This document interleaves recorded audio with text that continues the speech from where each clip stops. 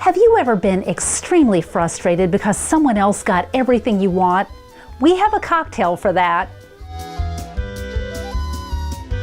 Hello and welcome to the Velveteen Lounge Kitchen.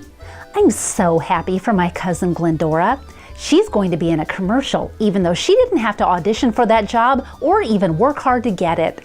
It's true, I've been working my derriere off in acting classes, spending money on headshots, and doing everything in my power to make my dream come true while she gets everything I want while shopping for boxed wine, but no biggie.